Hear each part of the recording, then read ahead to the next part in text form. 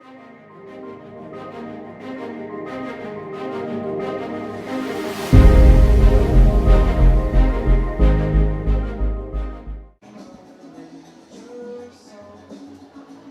evening and happy Saturday as we welcome you back to VA Memorial Stadium here in Chillicothe, the fourth of 4 games for us here today. It's been a long one. Some medals handed out not too long ago. Our first district final. We had a pair of Division VI District semifinals that were makeups from yesterday. Those district finals that were supposed to be today got pushed to tomorrow. We've seen one of those matchups be created with Southeastern and Waterford. That'll be a Division VI District final. And then from Logan, we're going to get Green and White Oak tomorrow as well. That's the 2 o'clock game. That is the game you'll be here with us for. And then we'll figure out what we're doing for the 5 p.m. game a little bit later on. But game 4 for us here today, Division VII District Final, South Webster and Southern. Shane, this is a matchup you've been talking about all day, is one you've been looking forward to.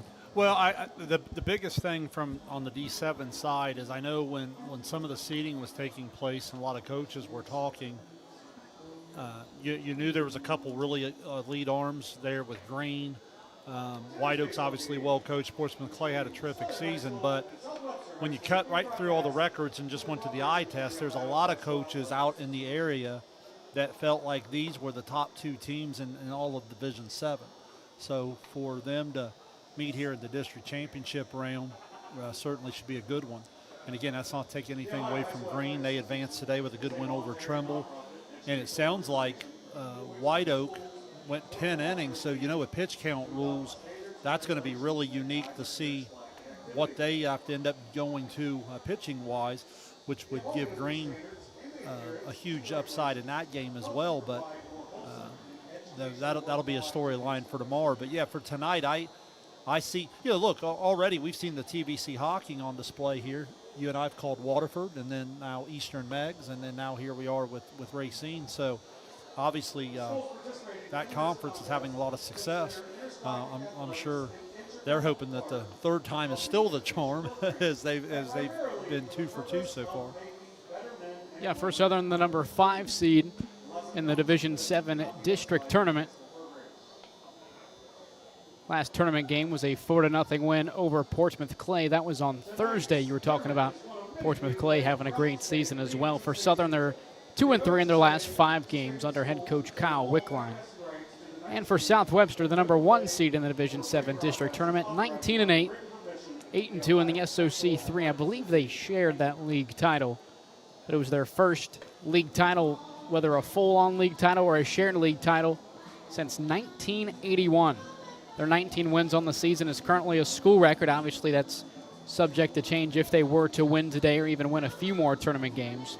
Now, they have not yet played a full tournament game in this current run. Their last tournament game was an 11-1 win over the number 8-seeded Fairfield Lions. That was on Thursday, and before that, in the quarterfinals, they took down New Boston 12-0 in 5 innings. So they've yet to have a team push them to the 7-inning limit, but you think Southern may be able to do that here today. Well, the first thing I would say about South Webster, and I want to choose my words carefully here because obviously you're going to make a special tournament run. It's going to live forever. But no matter what they do in the tournament, the biggest thing they might have accomplished this year when it's all said and done is winning that particular league. As a Division VII school, I just want to put that into perspective for people, in case they don't know. You're talking about a league with Waverly, Memphis, who's still, obviously just knocked off Zane Trace Valley, Portsmouth West, Wheelersburg, we just watched. I mean, you're talking about the gauntlet of that league play. To come out on top of that particular league throughout the course of a regular season, that's unbelievable. Now, as you ride that into the top seed here in the tournament, as you said, they've rolled so far. Still the favorite here this evening. But I do think, Racine's going to present quite a challenge. As always, as you get into the district championship, the pitching can play a unique role in terms of what did teams have to use to get here and what do teams have left. That can always impact it as well. It's something we'll take a look at here when we get into the pitching matchup as we get into the first inning. And you talk about them being undersized in the SOC 3. They're not just in there with a Division 4 Waverly team and then D5, obviously, with Lucasville Valley and Wheelersburg and Minford as well, but those are teams that are atop of those divisions in the district. Waverly obviously had that loss to New Lexington, but still competed well with a lot of the area teams that are also in Division IV. Minford just lost in the district final to Ironton.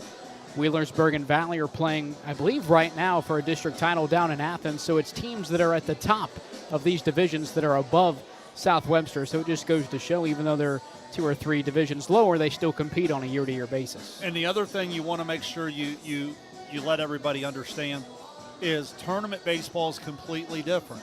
It's not a best of 3. It's not a best of 5. It's a one and done.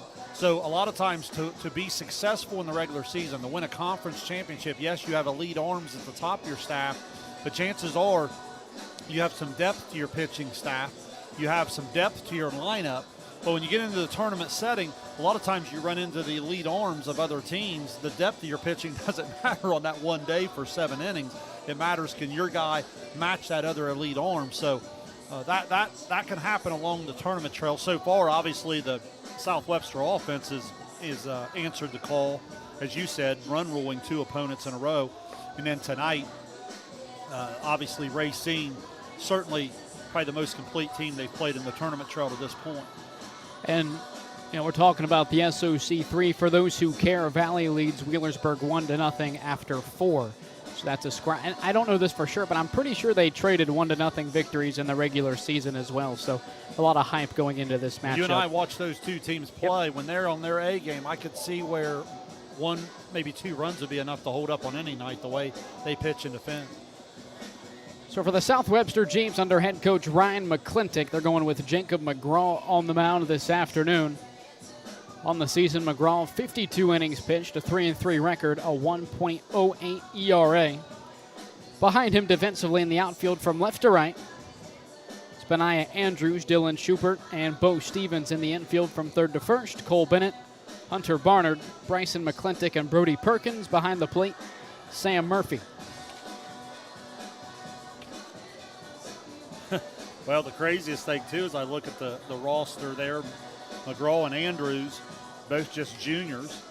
So I'm sure there's a lot of coaches across Southeast District and in the SOC that don't love that. Not to mention Bernard there, and also a first-team selection. For the Southern Tornadoes under head coach Kyle Wickline, they're going with Hunter Jarrell on the mound this afternoon. Behind him defensively in the outfield, left to right, Cooper Diddle, Zach Thomas, and Wyatt Smith. In the infield from third to first, Brandon Laudermilt. He's a first-team all-district selection. Landon Smith at short, Jake Wickline at second, and Will Smith at first. Griffin Thomas behind the plate, another first-team all-district selection for the Tornadoes. Yeah, the Laudermilt kid, he's their number 1 on the mound in most cases. Assume he's not available here this evening with the way the lineup cards come out with the pitch count there from the semifinal. So you'll turn to your next guy on your staff and hope that he can give you a chance to stay competitive in the early innings. You and I have talked about, we finally watched one come back, but scoring first goes a long way and just settling into the game and winning some momentum.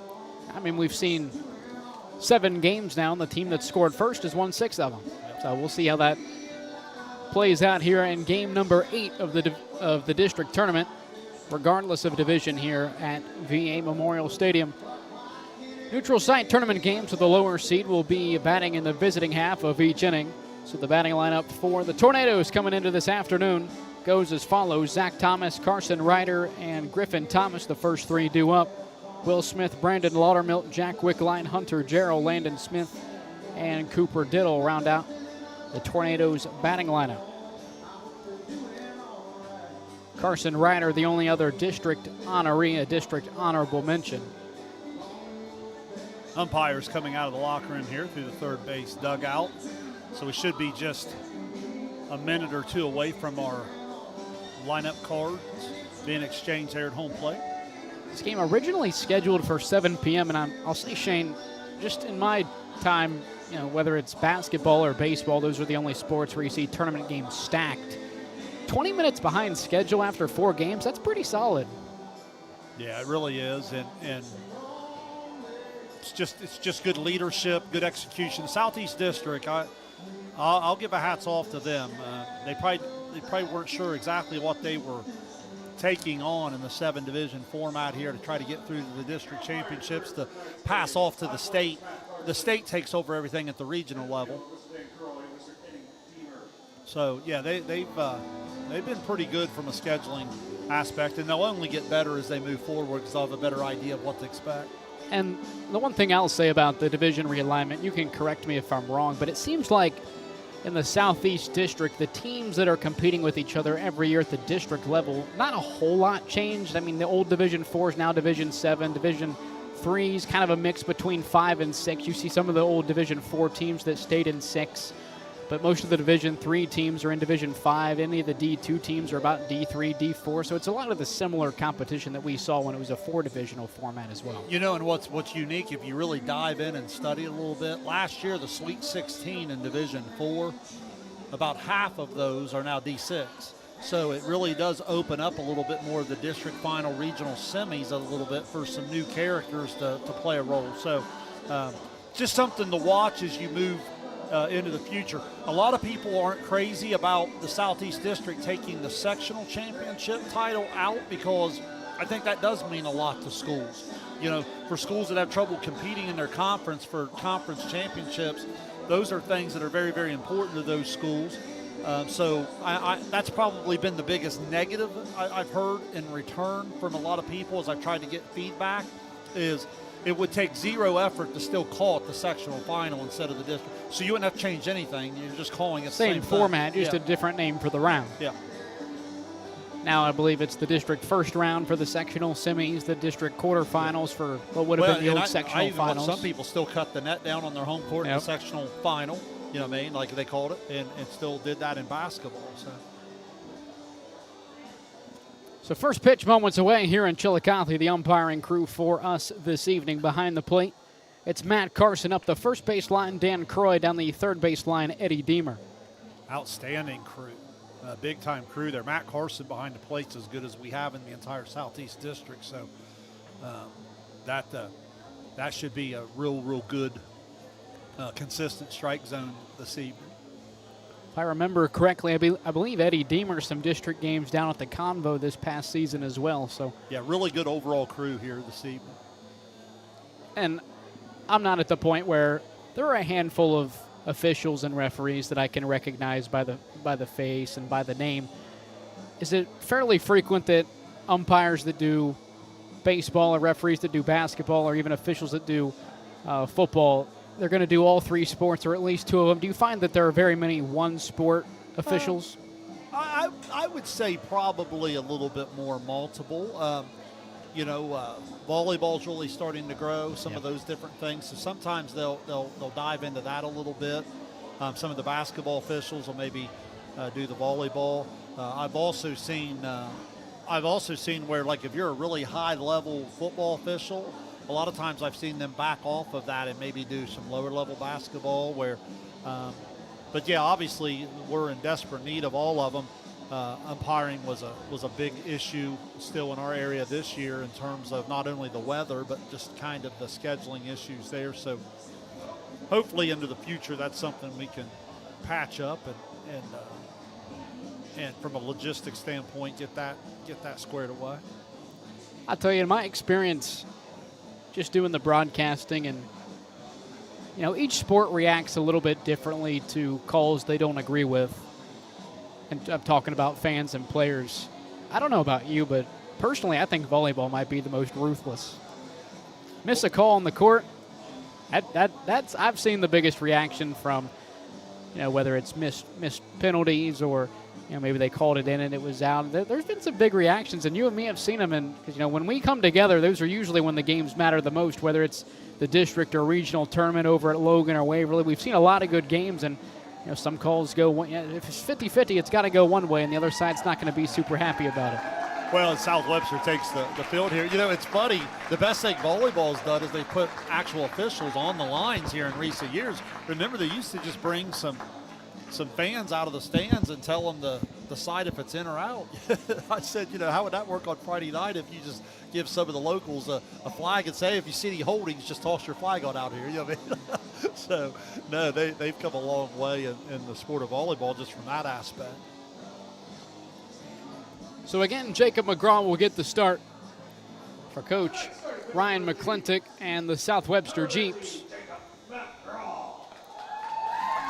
52 innings pitched for the junior, 3-3 record, a 1.08 ERA. So the ERA speaks a little bit more to the type of season he's had other than the 3-3 record we've been talking about. I think it's common knowledge at this point that win-loss record, although it can be telling, isn't the most effective way to evaluate a pitcher. Yeah, I think that's probably fair in terms of just trying to see, throughout the year. My biggest thing with pitching is I want to know, do they throw the ball over the plate, and do they keep their team in a position to win? Can they throw strikes and can they eat innings? And if you can do that, you're going to give your team a really nice opportunity to be successful. Some more tournament baseball coming your way tomorrow and later next week. 2 p.m. a Division VII District Final. It'll be Green and White Oak, and then 5 p.m. it's Southeastern and Waterford. We saw both of those teams advance to that title game today. The next Thursday, a couple of Division III regional semifinals, and then the final on Friday. And as far as I know, that'll wrap up our coverage of Ohio High School Tournament Baseball for the spring. So the center fielder, Zach Thomas, to lead things off for the Tornadoes. Cole Bennett plays in at third base. First offering from McGraw in on the shoes, 1-0.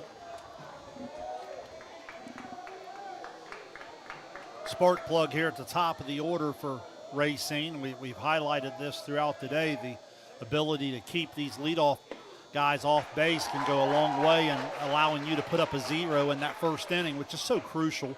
You talked about scoring first being important. That's a big part of that, is not allowing the leadoff man to get on base and cause havoc.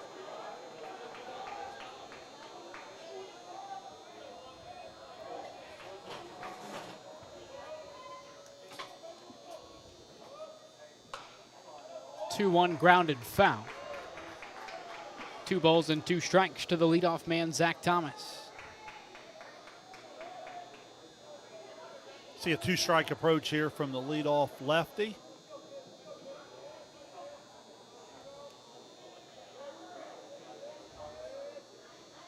Two swing and a miss. Thomas down on strikes. There's one away in the first. Yeah, went right at him, maybe elevated a little bit to the top quadrant of the strike zone and just ended up throwing it right behind him. Good start. Now the DH, Carson Ryder. Yeah, you mentioned the 1.08 ERA over the course of 52 innings. You're talking about a sample size, too, that you can trust.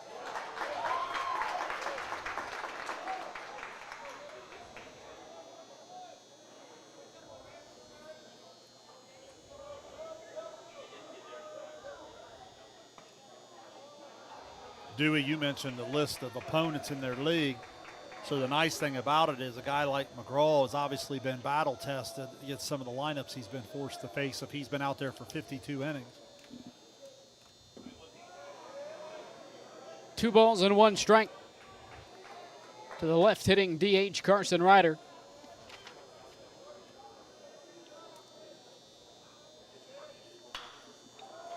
This one's popped on the left field line and foul.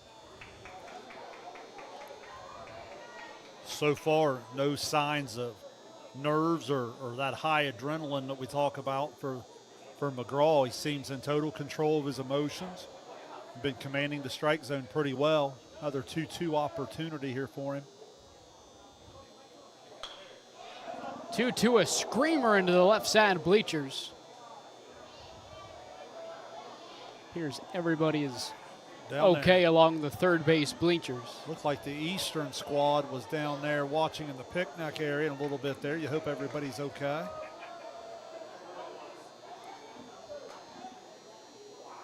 Another 2-2. This one in there called strike 3. Back-to-back Ks to begin the outing for McGraw. Yeah, McGraw's got that unique arm angle. Comes out I would think a little easier for the left-hander to pick up, although he's been able to strike out the two lefties to start here. Here's the first righty he's going to face. I would think this ball feels like it's coming from right around your front shoulder, the way he really comes out there. I won't say sidearm, but certainly three-quarter, kind of slings it out there and brings it back across the plate. So the catcher, Griffin Thomas, ahead in the count 1-0. He's an all-district first-teamer.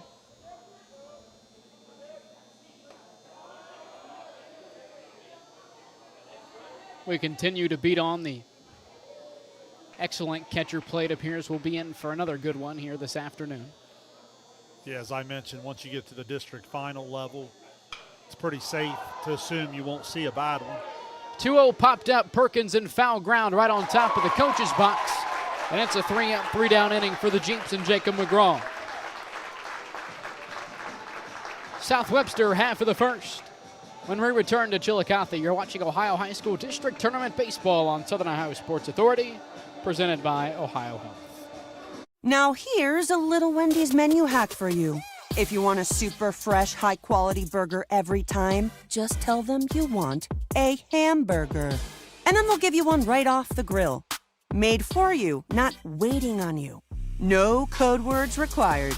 Every single hamburger, every single time.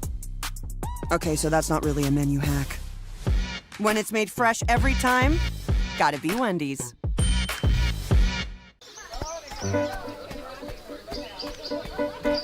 Mark. 6 months of training. 8 miles to go. A 3-way tie for almost last place. You look good in these shorts, right? And 3 years since he and his team at Ohio Health left cancer in the dust.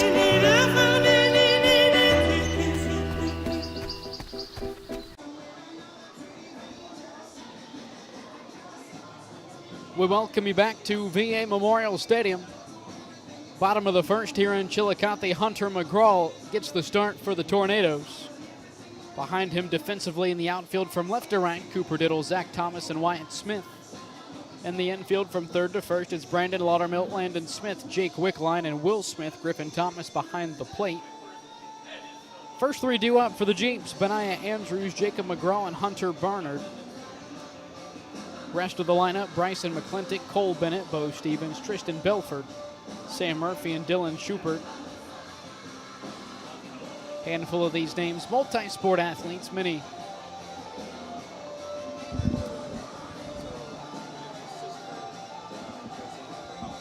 Yeah, biggest thing that jumps out at me is up and down the lineup. I think 7 of those starters you just named are going to return again next year. So, And one thought I was getting to, if we had to talk to our cameraman for a moment, is many of these guys part of that Final Four team for South Webster that I cannot remember the team. I know it was the team Kowalski played for, but I can't remember the name of the team. I've lost it. I can't remember, but I know it was the team led by Kowalski. I think that's the kid that broke the all-time scoring record, if I remember correctly. Barnard, McClintock, Bo Stevens, Dylan Schubert, all major players in that run to the Final Four. Of course, legendary head coach Norm Pearson down there in South Webster. So the left fielder, Benaiah Andrews, to lead things off for the Jeeps. Andrews, a first-team all-district selection. More so based on what he's done on the mound. 72 innings pitched, a 1.46 ERA, batting .278 at the plate. yeah, that pitching resume, wow, that's impressive.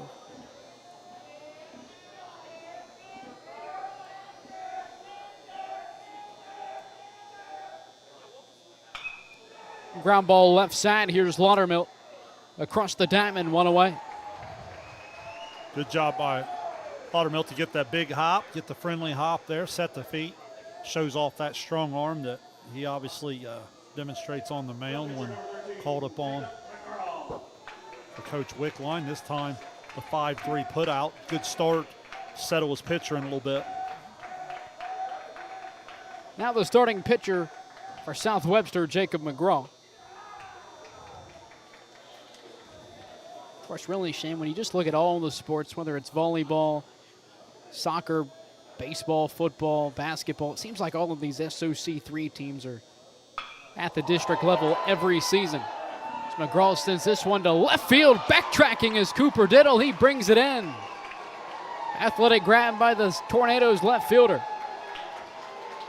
Yeah, nice play there. I've really been impressed with the scouting and the positioning of the coaches. We've seen some outfields come in, play a little shallow. That time off the bat, I thought from sitting up here all day, I thought that ball had a chance to really get in the gap, but Southern playing a little deeper maybe than we've seen some of the outfield, and as a result, being able to drop step and make a nice play. Now the shortstop, Hunter Barnard.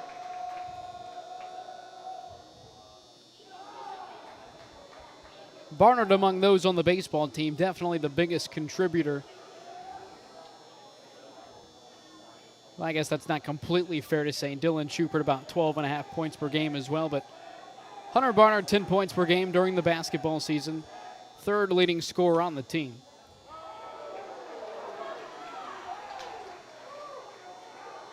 First team all-district selection.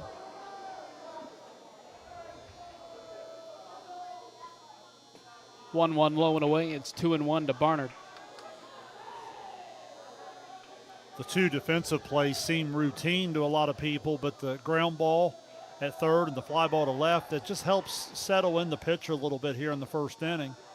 One, it keeps the top two guys off base and some of that speed, but just the natural nerves that you're going to have early in the first inning as you're trying to settle in and find your release point, that just goes a long way in helping keep the stress off. 3-1 from Gerald over the head of the shortstop, Landon Smith. Cut off by Zach Thomas in center, a 2-out single for Hunter Barnard. Good job by Thomas. Got a really good jump on that ball to keep the ball out of the gap. That ball gets by Thomas there, and it's a three-bagger for sure. Instead, just a 2-out single. See if Racine can work their way out of this. Second baseman now, Bryson McClintock. First pitch from Gerald in there for a called strike, 0-1. I did it already in the first inning. We just talked earlier today about Southern being called Racine and Southern, and how people from outside the area sometimes have a tendency to put that name on the front of it. Talking about Huntington Ross and Southeastern Ross. That sounds funky to us, but anybody outside of the area, that's what it's known as. Yeah. And, Leesburg, Fairfield, and it's the Greenfield, McLean, another one. Those are all natural ways you say some of those things when you're talking about, you look at the Southeast District alone, Eastern. Got your Eastern Beaver there down in Pike County. Got your Reedsville Eastern. You got your Eastern Brown.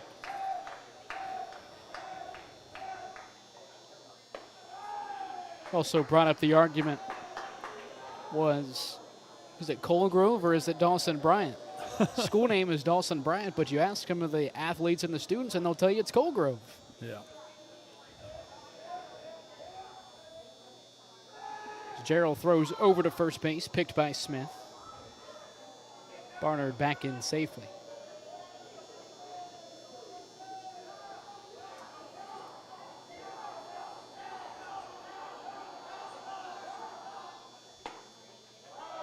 Two-one on the inside corner. Gerald evens it up at 2-2. Now I'll be anxious to see if Gerald uses the slide step each time. When he goes with the slide step, he's really, really quick to the plate and would be extremely difficult to run on. Barnard takes off, ground ball left side, that's left of the bag and foul. So we'll try the 2-2 again. He was running on that pitch. But yeah, on this slide step, I've got him one flat, maybe even under at times, which is a really, really good time home, which gives the catcher real fair opportunity to throw out the runner. Barnard this time stays put, ground ball left side. That time it's fair. Laudermill, strong throw onto first for the third out of the inning. Good arm strength, good stretch at first. 2 putouts in the inning for the first team all-district selection. Brandon Laudermill and a scoreless frame for Hunter Gerald. Both teams scoreless 3-1, top of the second. When we come back to VA Memorial Stadium, you're watching Ohio High School District Tournament Baseball on Southern Ohio Sports Authority, presented by Ohio Health. Hey everyone, Mike Glockner. I'm Brandon Callahan. Of the all-new Chrysler Dodge Jeep Ram Service Center in Portsmouth, Ohio. We have a $39.95 oil change special going on right now. That includes a free tire rotation and free multi-point inspection. Schedule your appointment online at GlocknerCDJR@Portsmouth.com. Glo Fiber is now in Ohio. And with gig speed fiber internet, we're keeping things real. As in real reliable speeds. Real people who really want to talk to you. Not to mention, real simple pricing. Switch to Glo Fiber today to get real fast, real reliable fiber internet and your first month free. Glo Fiber is here. Welcome to Glo Ohio. Call 1-833-WANT-GLO or visit glofiber.com to switch today. Back here in Chillicothe, top of the second inning. Smith, Laudermill, and Wickline the do up for the Tornadoes after the 1-2-3 top of the first.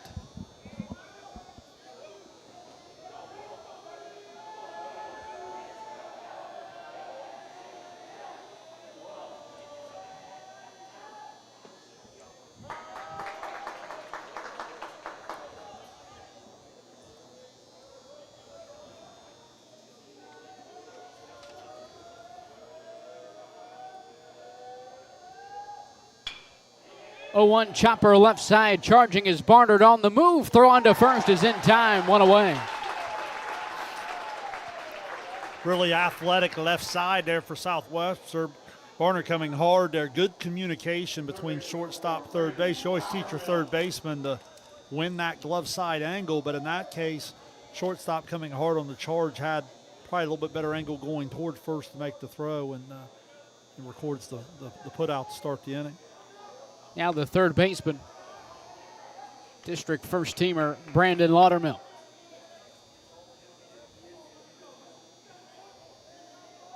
Seeing what he can do defensively in the Jeeps half of the first inning, now at the dish for the first time this evening. Hitters count now for Laudermill, 2 balls and no strikes.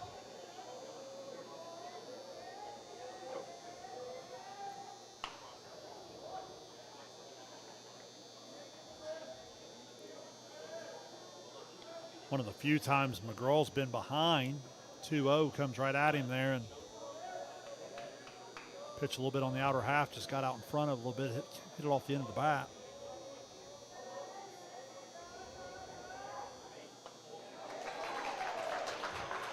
Healthy cut for Laudermill. It's 2-2. Looks like McGraw's ball has a little bit of late life on it. He throws that again with the arm angle. 2-2, a weak grounder left side, fielded by Barnard onto first, 2 away.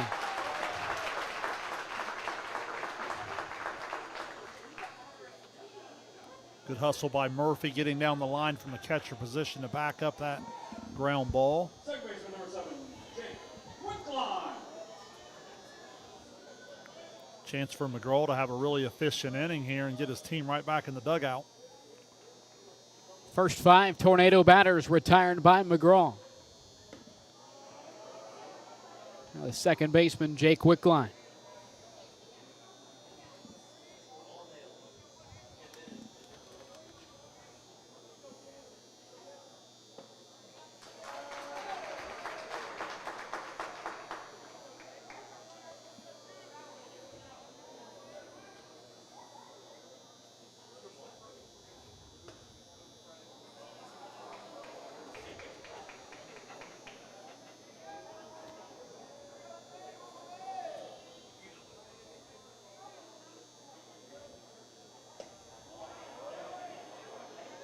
McGraw falls behind, 3 balls and 1 strike to Wickline.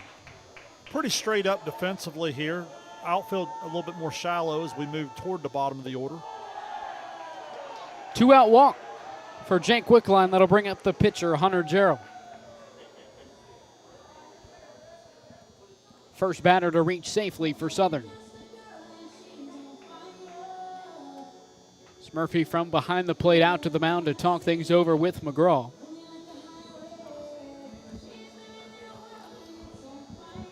we've watched a lot with 2 outs today where I don't know if it's pitchers let their guard down a little bit or they lose a little bit of their command, but that's another characteristic of these teams playing at this level.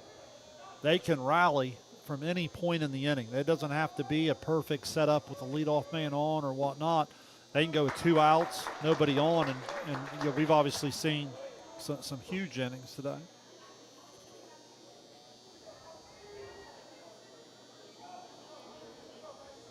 It's a big separator from an okay high school team to this level. 0-1 picked by Murphy.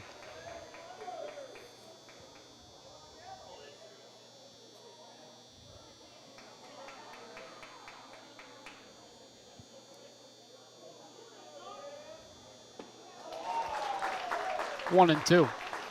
You know, what I found, Dewey, is no matter how well you hit it 1 through 9, if you can't grind in at bat, if you can't hit with 2 strikes, if you can't bunt a little bit, if you can't run a little bit, if you can't, draw a walk, put some pressure, force an error, it just makes it really hard for you to be complete enough to compete at this level.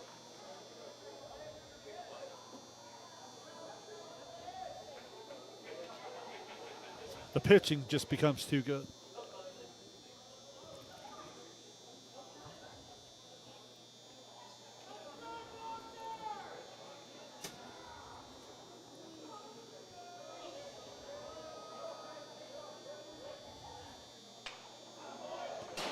Back-to-back pitches fought off by Gerald. Yeah, really good at bat here. Just keep grinding. May or may not pay off in this at bat, but as we talked about earlier this morning, throughout the day, you just wear on the pitcher a little bit. Just keep competing. 1-2 just off the plate, and even 2-ball and 2-strike count now for Hunter Gerald. One of those quality at-bats we mentioned during the last game. Mm-hmm.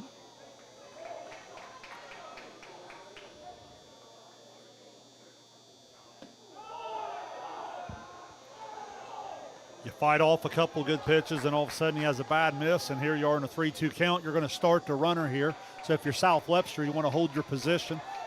Ground ball play will most likely be at first.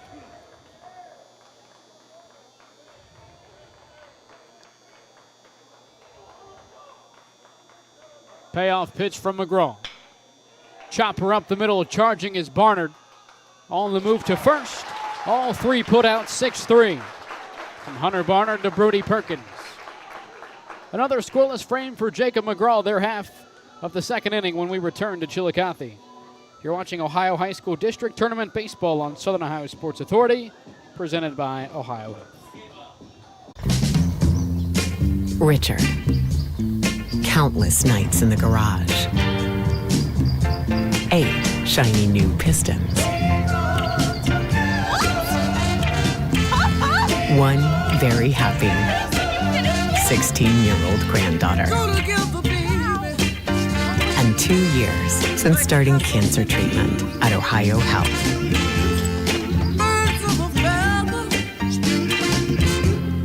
If there's not a Par-Mar store near you now, there will be soon. That's the slogan, and that's what we believe at Par-Mar stores. From groceries to gas and all the other stuff you need, Par-Mar has it. Download the Par-Mar app for even more savings, and don't forget the Par-Mar rewards card too. We also believe in being a big part of your community, so look for us at the ball game or wherever you are. Shop us today, like us on Facebook, Instagram, Twitter, and remember, if there's not a Par-Mar store near you now, there will be soon.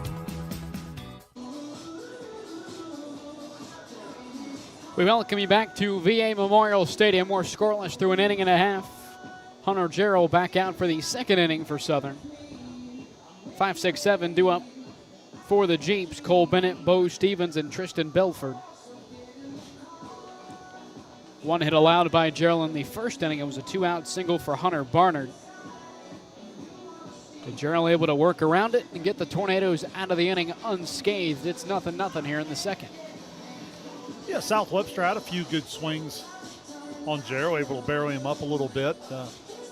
So Loudermilk makes some nice plays over in the hot corner. And then, the fly ball that was fairly deep to left was hit pretty well.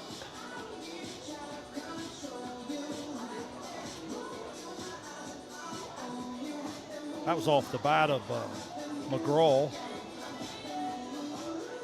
Leading off for South Webster, third baseman number 10, Cole Bennett. So here's the third baseman, Cole Bennett.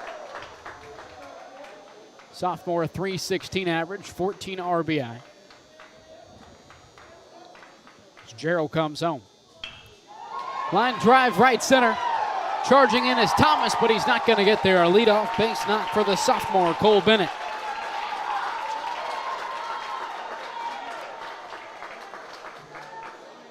Right fielder number 23, Bo Stevens. Now the right fielder, Bo Stevens. Yeah, good piece of hitting, goes backside there. And again, another characteristic of these elite teams as you start getting to the district championship level. It doesn't have to be the top of the order for them to go. They can go on you at any point in their order. There's an example of the 5-hole getting started. Now the 6-hole is going to bunt. Stevens squares to bunt. Gerald off the mound, throw to first. Smith can't scoop it out of the turf. It's 2 men on, nobody out. For the DH, Tristan Belford. Yeah, looked like a throw certainly could handle. They kind of short-armed it over there a little bit. And again, the 6-hole just simply dropping the bunt on the ground, forcing the defense to do something. Belford squares to bunt as well. Charging is the first baseman, Smith. Gerald to first. As Wickline shifted over to cover the bag, they get the first out of the inning. Both Bennett and Stevens are up 90 feet at second and third with one out for the Jeeps. Well done for Gerald there.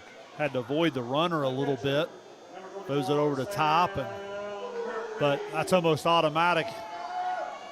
They bunt once and you don't field it. First and second, nobody out. You can almost bet the next guy's bunting it right at you again. Now the catcher, Sam Murphy.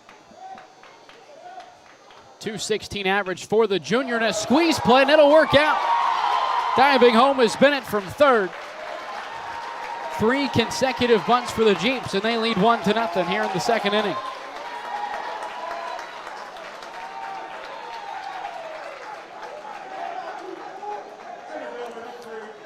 Good cover there. They get the out of it, but again, when executed, the squeeze play, just there's not a lot of defense for it once it's put on the ground.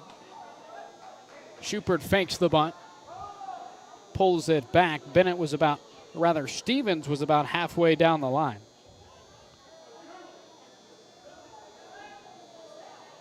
Stevens moved over to third on the sac bunt.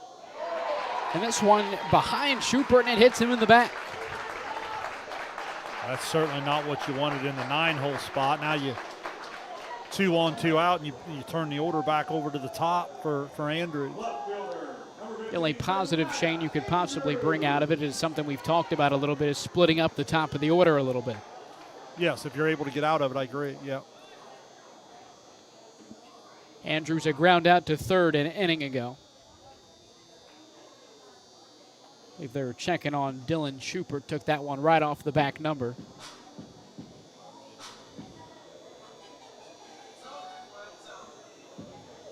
So after the leadoff single of Cole Bennett, Bo Stevens, Tristan Belford, and Sam Murphy, all 3 of them laid down bunts in play. Of course, Murphy coming away with the RBI, bringing in Bennett from third. It's now Benaiah Andrews attempts to bunt. With 2 outs, it would have to be for a hit, looking to go up the first baseline. This one is foul. Also got a first and third you got to be aware of here to see how South Webster is going to handle that. You know, you talk about whenever the other team bunts, it's got to be an out. First time they bunt, you don't get the out. If you would have executed that, they probably don't even bunt the second time. Taken off from first, it's Dylan Schubert. No throw from Thomas behind the plate at second and third with 2 outs.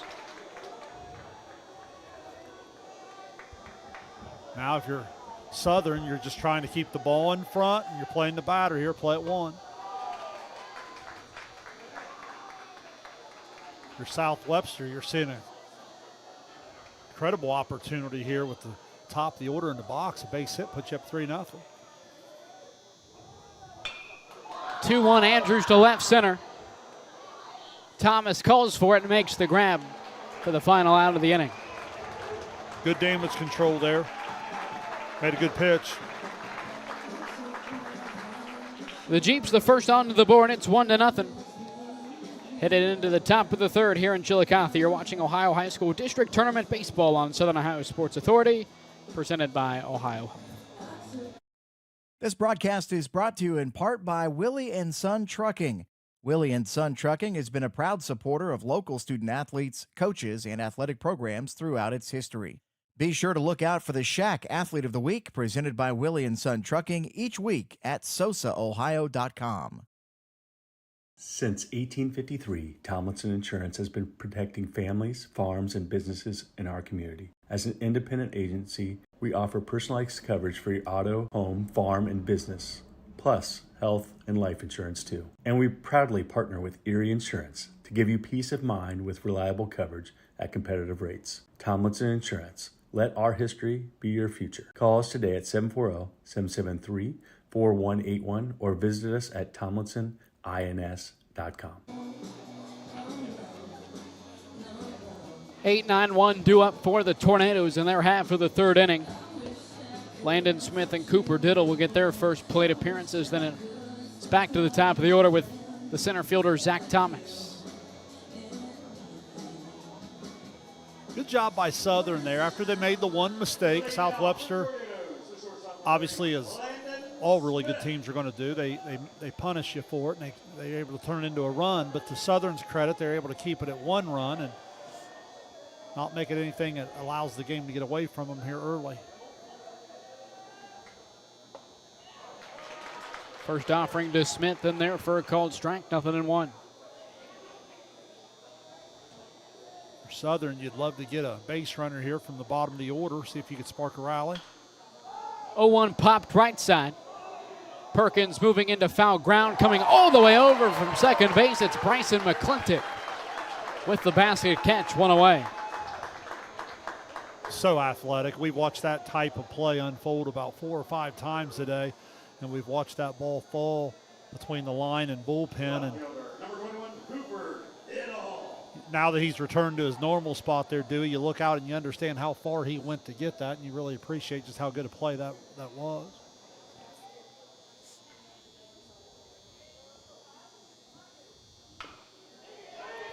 Diddle with a chopper left side. It's fielded by Bennett on the move to first base. It's not in time. Infield single for Diddle. Bennett charging hard, obviously really, really difficult to make that decision once you commit to it. The way he was getting down the line there, probably better off to let that thing take one more hop and see what kind of English it was going to have on it. Possibly was going to go foul for him. So a one-out single as the lineup turns over. Cole Bennett playing up the third baseline. As Thomas squares to bunt, this one is foul. Yeah. Tried to do maybe just a little too much with it there. You could tell he's upset with himself. I think he wanted to take the bunt with him on the first baseline. And sometimes kids just get in a hurry to get out of the box. You got to bunt first, run second. Thomas squares taken off from first. It's Diddle. Throw is off target. Off the glove of Barnard, trickles out to the second base position. A stolen base for Diddle. It's a spot shame where you think if the throw is on target, it probably beats him. Certainly had an opportunity, but give Coach Wickline credit. He's got the speed there in the 9-hole. Gets the infield hit from him, now gets the stolen base, and now you got a lot of options as you're trying to get even here and tie this game at 1. RBI opportunity for Thomas, the 1-1 on the way. Thomas squares down, lays down the bunt. Charging from first is Perkins. Covering first is McClintock for the second out of the inning. Diddle moves up to third. You almost had some players collide there. Do a good job of making sure the second out. So now if you're Southern, hit of any kind will tie it up. If you're South Webster, you feel like you've got yourself back to a 2-out spot where you can win the spot and close the door here in the third inning. So the DH, Carson Ryder, fell to the backwards K in the first inning. Ground ball up the middle. Throw onto first, gets away from Perkins. Diddle in from third. It's 1-1. Yeah, ball was hit fairly hard up the middle.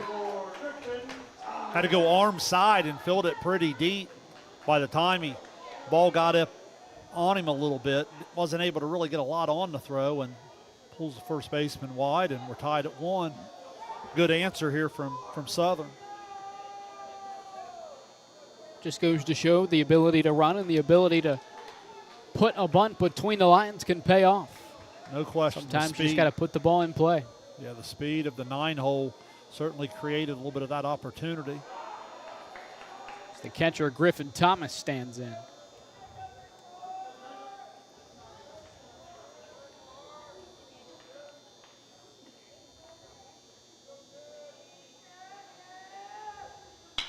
Ground ball off the heel of McGraw. Barnard moving over to flips it to second and in time for the third out of the inning. Unconventional, but it'll get the job done.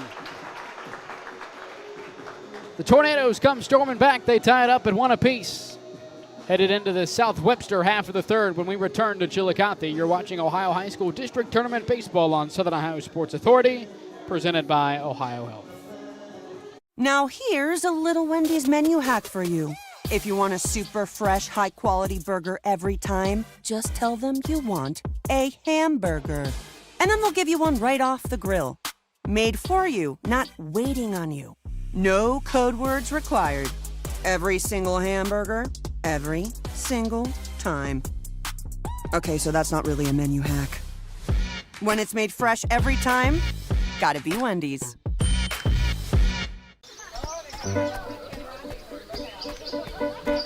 Mark. 6 months of training. 8 miles to go. A 3-way tie for almost last place. And 3 years since he and his team at Ohio Health left cancer in the dust.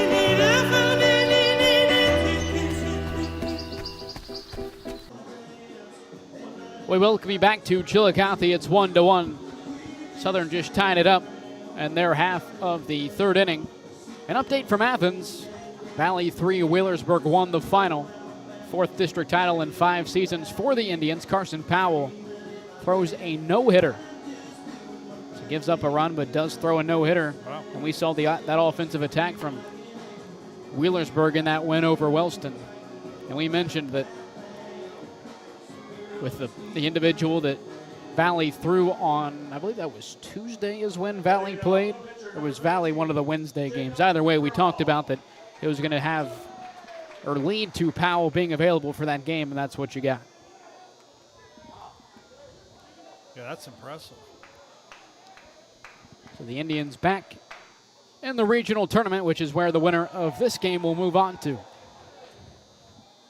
Both teams create some opportunity with speed in their previous at-bats, but then some errors, some miscues on the other side helps as well. Ground ball left side, Landon Smith has trouble with it and can't bring it in. Leadoff man aboard for the Jeeps. 2-3-4 the due-up. For South Webster, McGraw aboard, now Hunter Barnard. Bryson McClintock on deck for South Webster. These two teams have met this season. South Webster beat the Tornadoes 12-0 in Racine on May 9th. But as we've mentioned, anything can change in the matter of a week, let alone a handful of them. Pickoff attempt to first base, McGraw back in safely. Winner of this one will go on to the regional semifinal round to play Strasburg-Franklin. Strasburg-Franklin beat Kennesaw Valley on Thursday. That regional semifinal is Thomas throws down to first. Be at Bob Wren Stadium on June 4th at 3 p.m.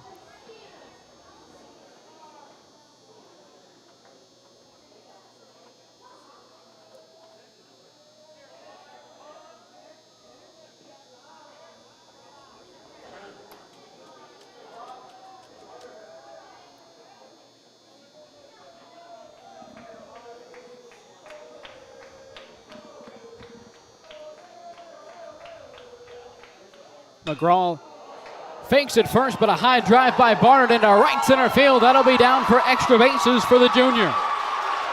McGraw all the way from first. He will score. Heading into third is Barnard. An RBI triple for the junior.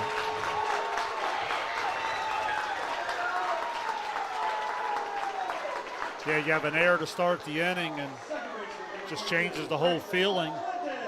Then you come and Barnard puts a good swing on it and drives one deep into the gap. We've seen that result in a triple all day in this ballpark, and South Webster in business here. 2 hits now for Hunter Barnard. RBI as well. The Jeeps lead 2-1. Now the second baseman, Bryson McClintock. Now McClintock goes the other way, up over the second baseman, Jake Wickline, and into shallow right center. South Webster leading Southern 3-1.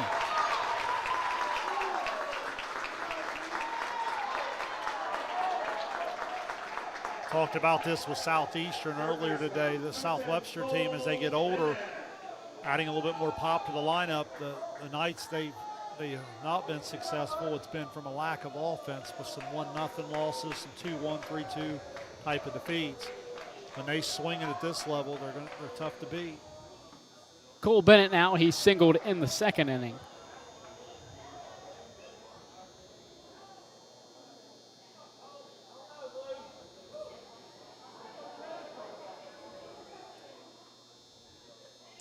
Oh, 0-1 gets past Thomas. McClintock up to second. Now he'll look to make it to third as Thomas does not know where the ball is. All the way to the backstop, and Thomas wasn't able to find it. McClintock first to third on the pass ball. Yeah, it's a helpless feeling when that ball gets through and you're not sure where it's at.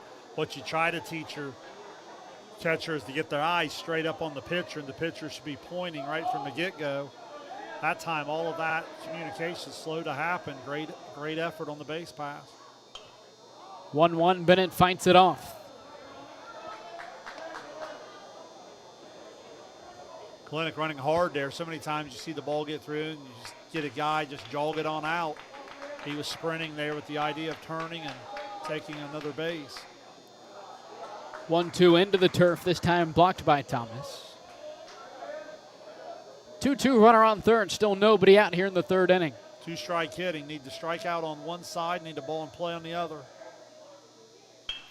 Gerald delivers, and it's right back at him up the middle. Diving effort from Wickline, throw on to first is not in time. RBI single for Cole Bennett, his second hit today. It's 4-1.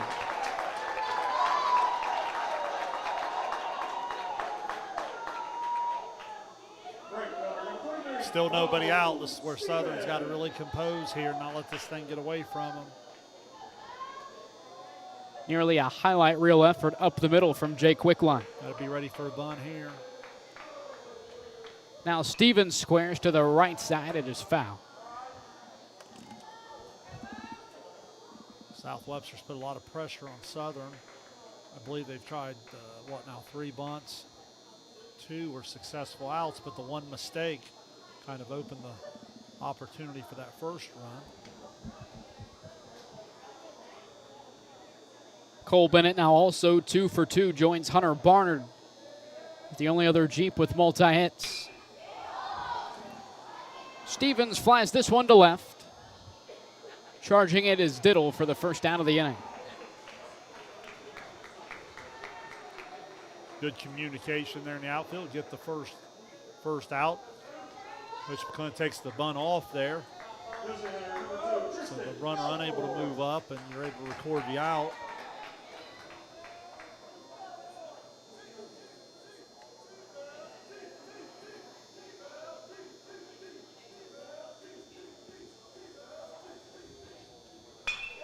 Belfort, first pitch swinging the other way. That gets down for a 1-out single. Bennett looks to go first to third. Throw comes in late. Runners on the corners with 1 out. 4th hit of the inning for South Webster.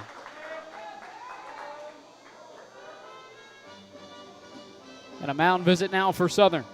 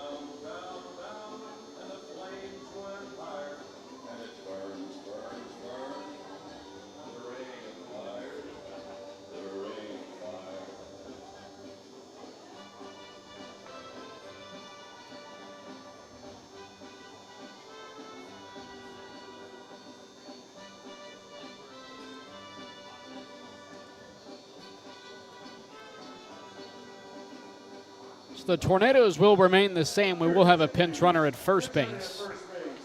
Braden Barnard. Now batting, the catcher, number 24, Sam Murphy. The catcher, Sam Murphy, strides in. Murphy had that squeeze bunt RBI back in the second inning.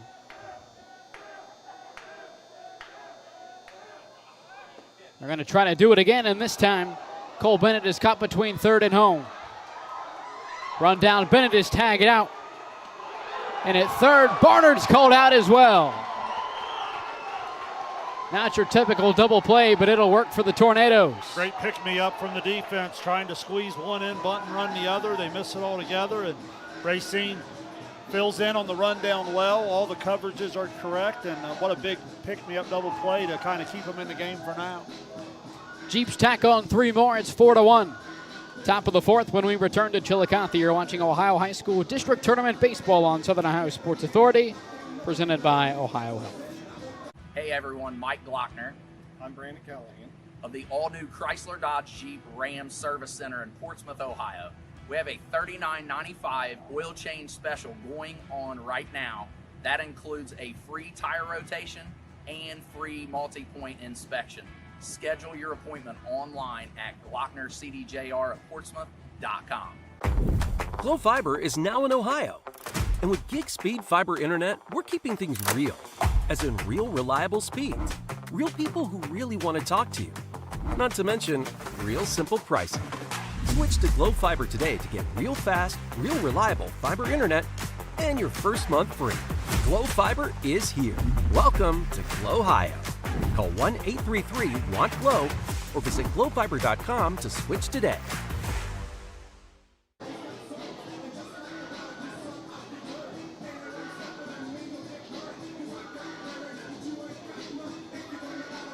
We welcome you back to VA Memorial Stadium. South Webster leading Southern 4-1.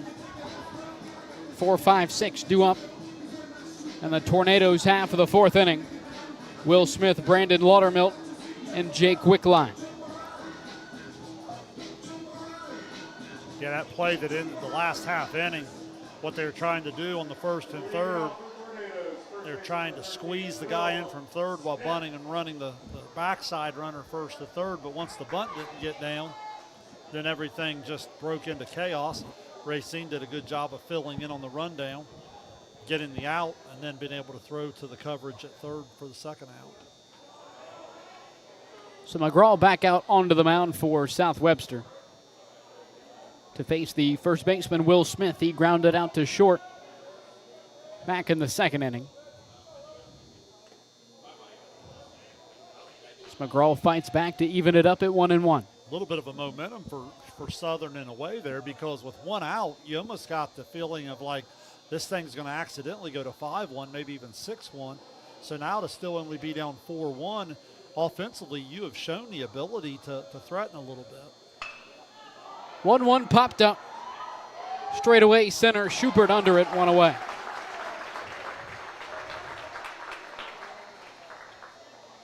Good drop step from Schubert there. Ball hit pretty well. Now the third baseman, Brandon Laudermill.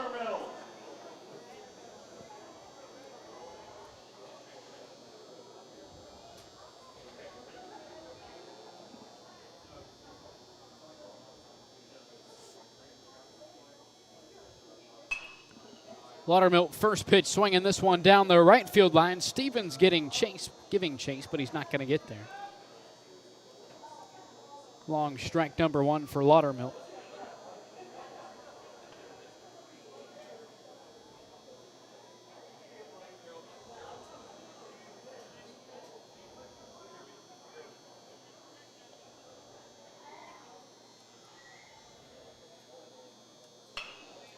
Right back up the middle. Caught by Barnard, 2 away.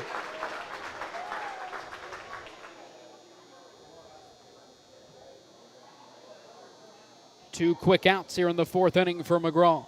Second baseman, number 7, Jake Wickline.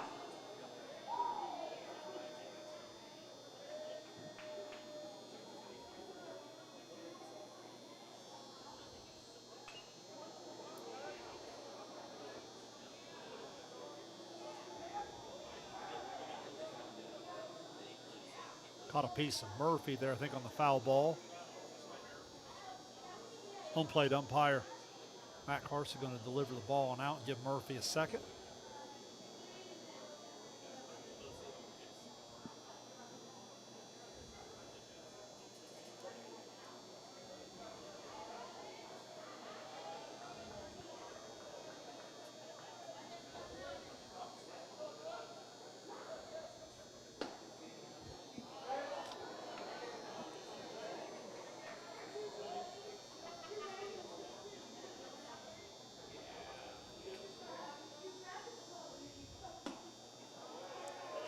Back-to-back pitches out of the zone for McGraw. It's 2-1. Yeah, just kind of pulled those pitches off the glove side there a little bit. It's an experienced pitcher. You want them to be able to be their own pitching coach and make the correction. Now right back in a two-strike situation, 2 outs. So where if you're McGraw, you want to be extremely aggressive. 2-2 popped up shallow right center. Schubert giving chase, but he's not going to be able to bring it in. Diving effort from the senior in center. A 2-out single for Jake Wickline. He's reached safely in both plate appearances. Great effort off the bat. You could tell it was going to be kind of right there in no man's land. Schubert closed the gap pretty quick, and certainly wasn't from a lack of effort. But now if you're Racing Southern here, you'll see if you can't capitalize on the extra opportunity and try to extend if nothing else, try to eat the bottom of the order here a little bit. Now the pitcher, Hunter Gerald, ground ball to Cole Bennett. Strong throw across the diamond for the 3rd out of the inning.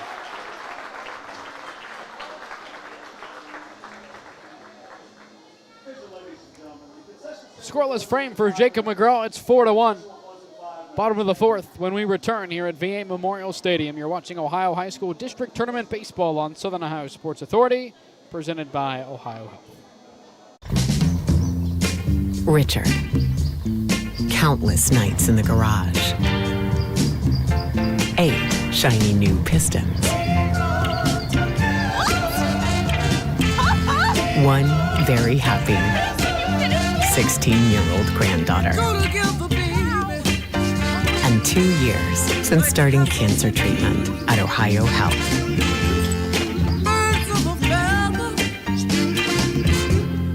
If there's not a Par-Mar store near you now, there will be soon.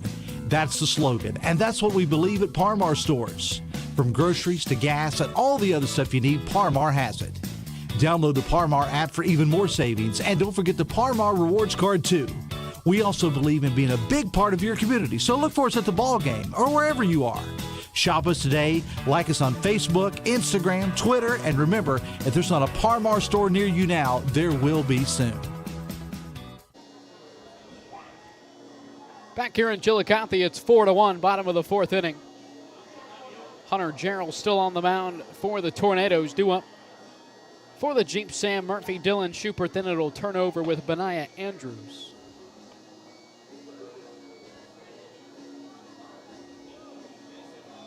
So the Jeeps opened up the scoring 1 run in the bottom of the 2nd inning. Southern right back with a run of their own in the 3rd.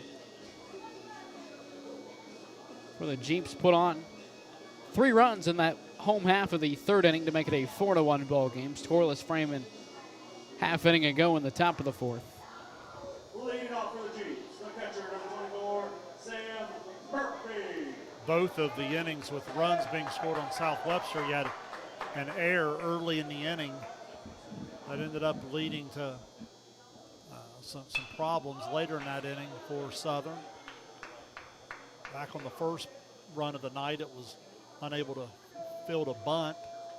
And then that 3-run inning started with a ground ball error to get things started. 0-1 and on the hands, misses. It's 1-1.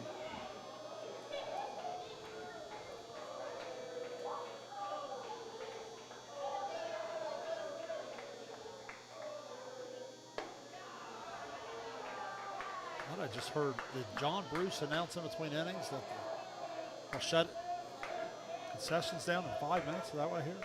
I thought I saw some different people making it.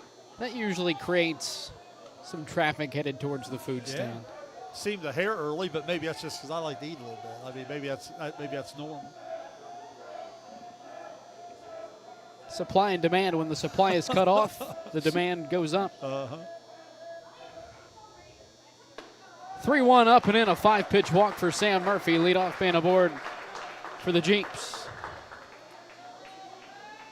Third time in as many innings for South Webster, the leadoff man has reached. Yeah, this is just where they put so much pressure on you. I know, again, they kind of bunted themselves into a problem there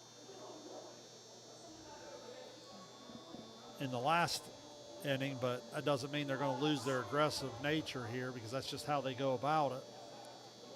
Looks like we could potentially have a pinch runner.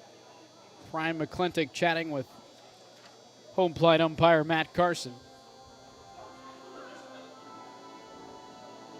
And that's what it'll be. So out of the dugout, it's Jaheim Froh. Just a freshman, he'll pinch run for Sam Murphy.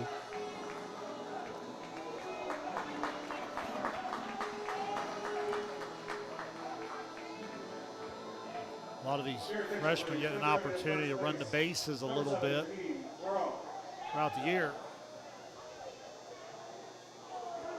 Over the years, I don't believe South Webster's had JV, so a lot of times it's a way to get a lot of younger guys involved in the varsity feel of it. You're obviously going to need them here in a year or two, and makes it tough to keep them involved, especially when they're playing on a team that's this, loaded of talent ahead of them. Froh stays put, bunt offer from Schubert. 0-1 to begin the at-bat for the senior.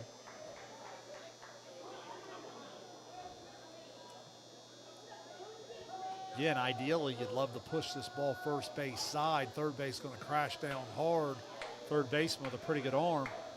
You'd love to make someone have to field it over here more first base side. Schubert lays it down up the first base line, and it's bobbled by Gerald. Both runners up 90 feet. And that's what we're talking about right there. The first baseman's holding on the runner, so he's not going to naturally get the same jump that the third baseman is. If the pitcher's going to field it, he's got to come all the way off the mound and field it a little bit on the run in a little bit of a hurry. So when you place it that perfectly, that's just a really hard thing to defend at the high school level. Expect him to turn right around and bunt again. Andrew Squares pops it up. And from behind the plate, Griffin Thomas nearly caught that barehanded. Nonetheless, it'll be 0-1 to Andrews. Yeah, the effort was unbelievable. I couldn't really tell if the mid on the dive got stuck, but he ended up reaching. You're right. I thought the bare hand had a chance to make the play out in front of him.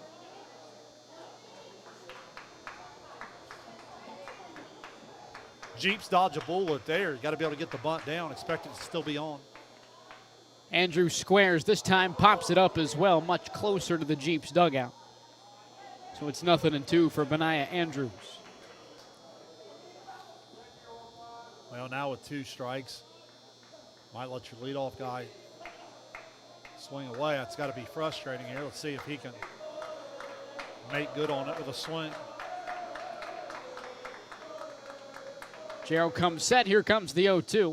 And this one gets away from Thomas. Both runners up 90 feet, and a throw to third trickles into left field. Diddle backing up the plate, gets it back into the infield. Good hustle on the back up there to make sure nothing else. So Froh moves over to third, Schubert up to second. 2 in scoring position, nobody out. Another 2-strike spot here. Got to get a ball in play. Infield comes in for Southern.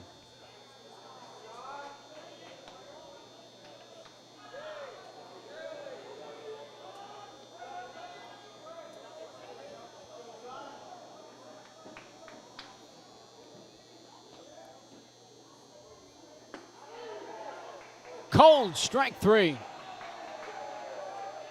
First strikeout for Hunter Gerald tonight. Well, certainly comes at a good time. Guy down at third, less than 2 outs. You want a ball play. Now you're sitting right here in the 2 and 3 hole, so the work far from over for Hunter Gerald, but that's a good start.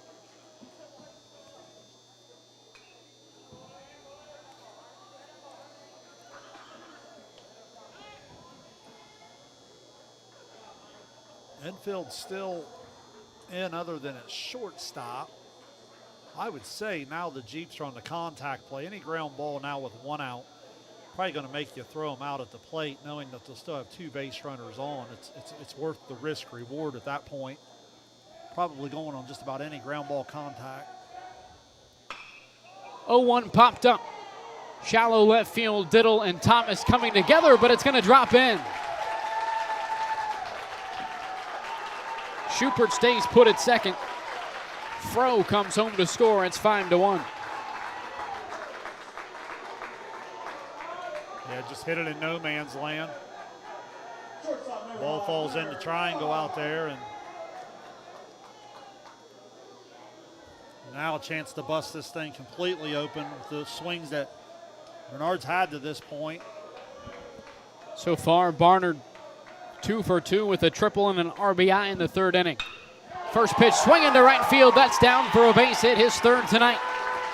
Smith cuts it off back into the infield. Cut off by Will Smith. And it's 6-1. Another RBI base knock for the junior Hunter Barnard.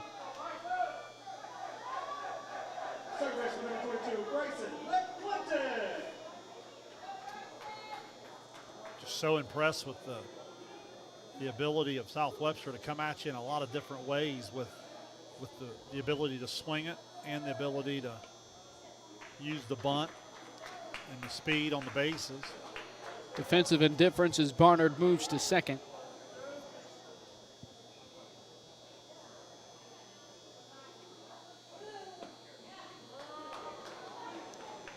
One and one to Bryson McClintock.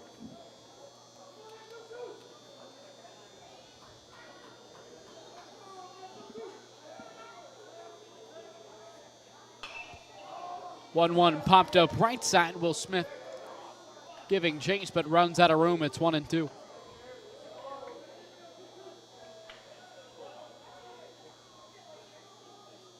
got Andrews on a curveball looking earlier in the inning. See if he goes back to that on the 1-2. Lennox showed the ability to go backside earlier in the game. 1-2, McClintock shallow right. Smith charging, but he's not going to get there. McGraw will score from third. Barnard moves to third as well, and it's 7-1. Yeah, so good. I mean, that wasn't a bad pitch at all. If you watch that there on your screen from our center field camera, it was a pretty good pitch away, and he just went down and got it. And a couple fly balls here in this inning that's been hit out over the infield into some open green. 3 consecutive RBI singles for the Jeeps.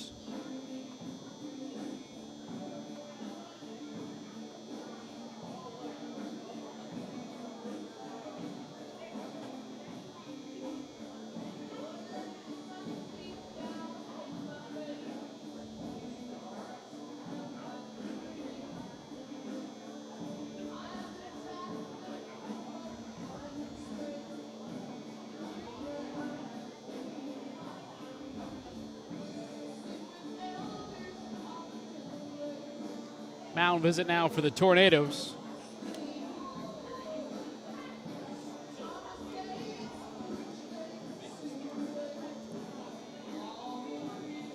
Seven to 1 South, or excuse me, man, I tell you what, there's too many South teams. I've talked about it a couple times throughout the game. Southeastern, South Webster, and Southern all getting after it at the district level today. 7-1, South Webster leads Southern. McClintock takes off from second to second. No throw from behind the plate with Thomas. And it's once again second and third with 1 out. The third baseman, Cole Bennett, he's 2 for 2 with an RBI. Well, you got to continue to watch the bunt here. Bennett takes it up and in. It's 1-1. Takes it off there, now looking to maybe swing away.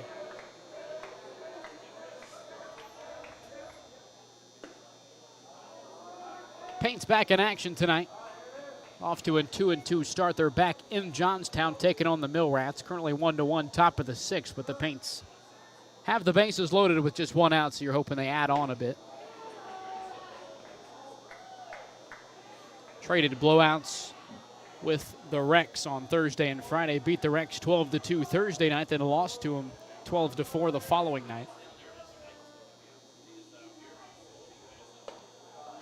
And a 5-pitch walk for Cole Bennett. Bases are loaded.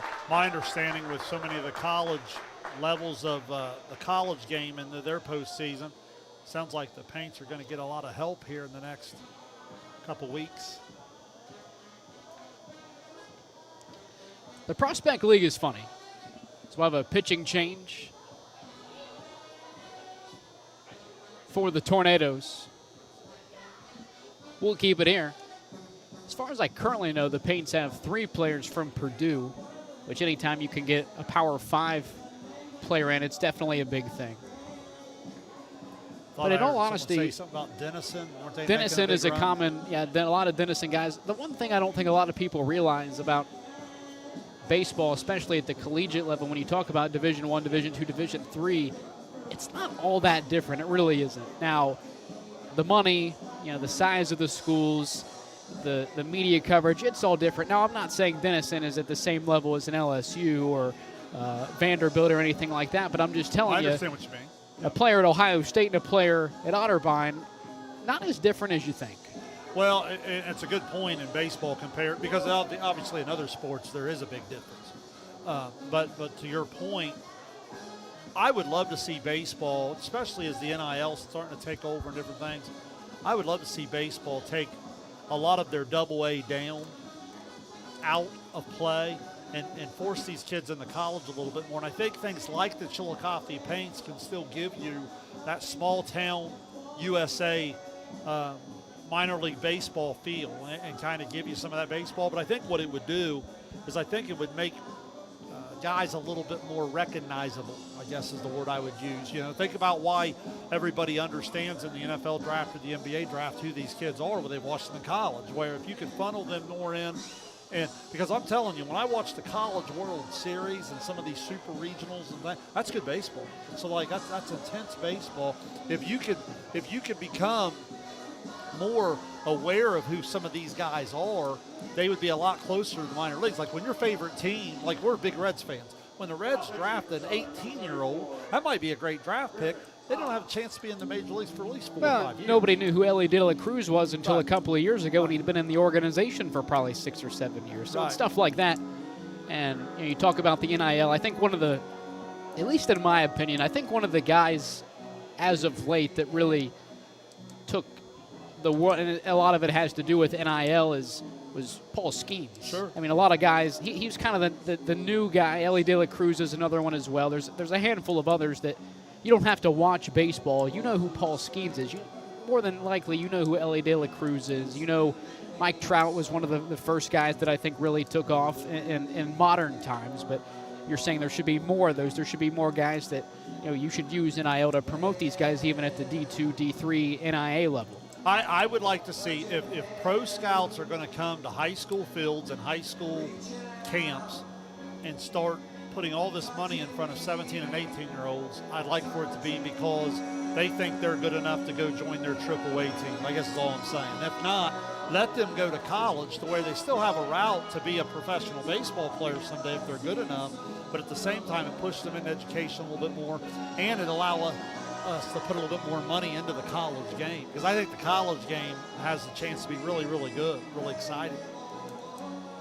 When you talk about Division I, Division II, III, even NIA, collegiate baseball players not being all that far apart, you really get a glimpse of that when you watch a Prospect League baseball game.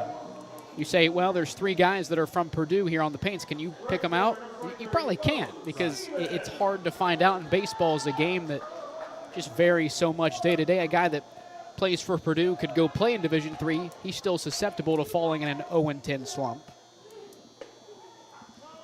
Pitching change, Griffin Thomas onto the mound. Hunter Gerald goes from the mound to behind the plate, so an interesting pitcher-catcher flop. You don't see that too often.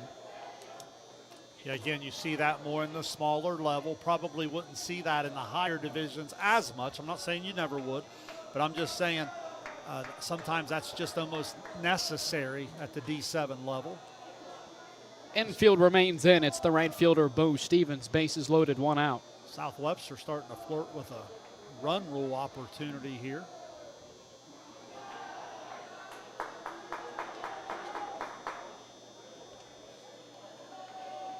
They're able to plate 4 more here.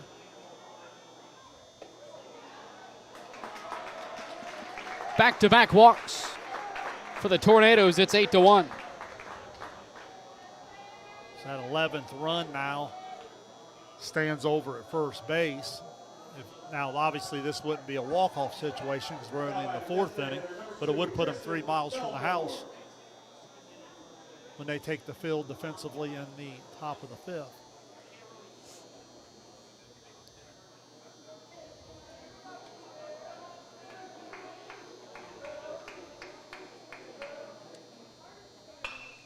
First pitch swinging to left field, Tristan Belfort. That'll drop in for a base hit.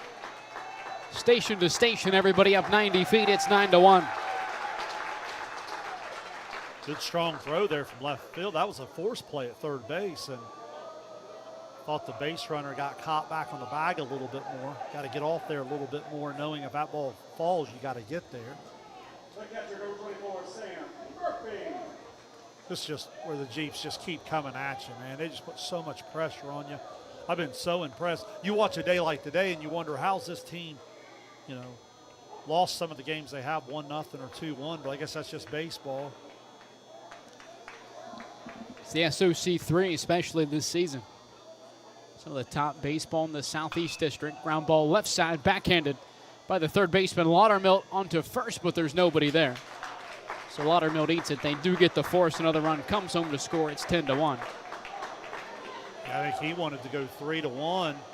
Went to the bag, ready to uncork a strong throw. Nobody covering the first. Center fielder, number 3, Dylan Schooper.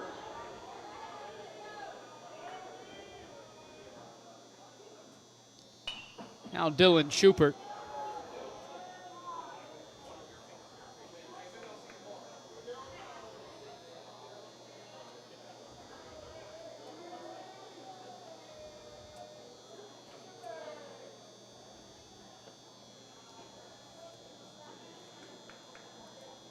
Schubert 0 for 1 has come around to score.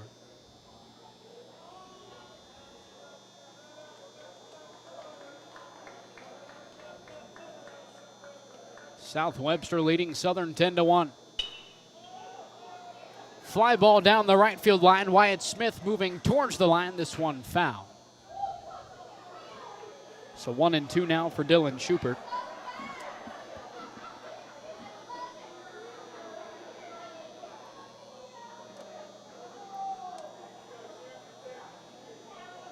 Belford running hard there from second base. You appreciate that on the 2-out contact.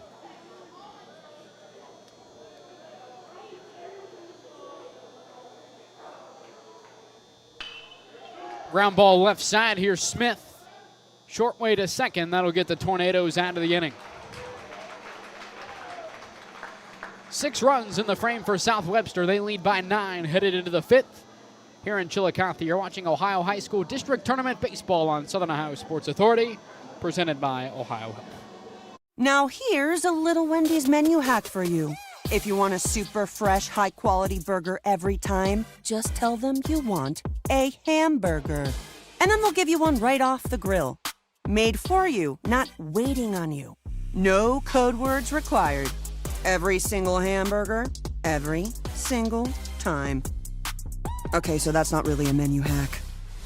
When it's made fresh every time, gotta be Wendy's.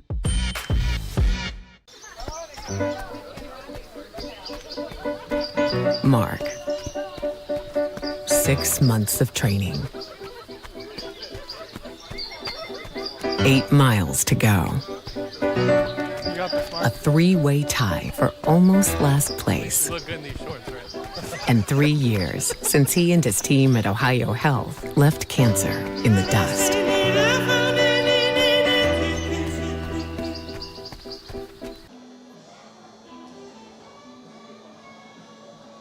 We welcome you back to VA Memorial Stadium. Tornadoes, half of the fifth inning coming up. 8-9-1 due up for Southern. So it'll be Landon Smith, Cooper Diddle, and back to the top with Zach Thomas.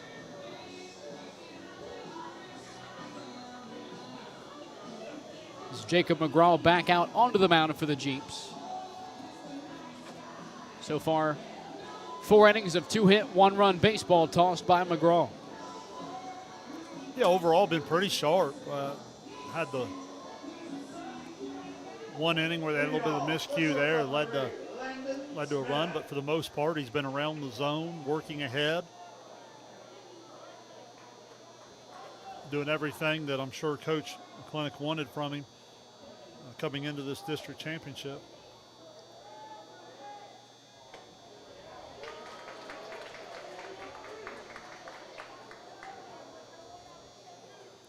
And Shane, in a late game situation like this, you're up by 9. It's a district title game. What do you tell your players to make sure they stay focused and finish the job? Outs. I thought that's what hurt Southeastern. You know, I mean, early today, I thought they lost their focus a little bit from a decision making. I thought they had 2 or 3 ground balls in that big 6-run inning for Sims Valley where they ended up making 5, 6 outs. And I thought it ended up catching up with them a little bit. To their credit, you know, they were able to hold on and get the job done. But yeah, right here, you don't change anything. First thing you do is throw strikes. Can't get free bases. But then the only thing you will do differently now is you will trade some bases for outs. You might even trade a run for an out, but you have to have outs. Third strikeout for Jacob McGraw. He struck out the first couple of batters of the ball game, so it's been 4 innings since his last strikeout. But he ultimately hasn't had to. He's had outstanding defense played behind him all night. So much of it goes back to the pitcher-catcher, too. You know, when you talk about momentum, well, if your pitcher keeps throwing strikes and your catcher keeps calling good game and receiving cleanly, that takes care of a lot of it.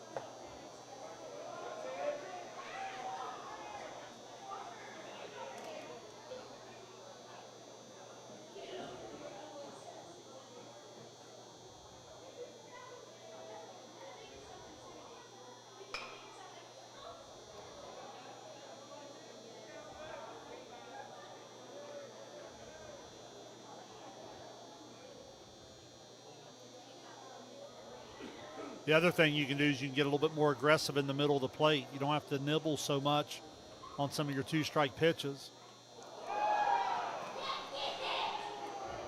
Inside on Cooper Diddle. Hit by pitch, he'll head down to first base.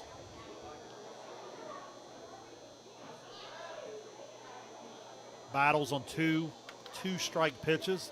Good take on the ball just off the plate, then he fouls a pitch away.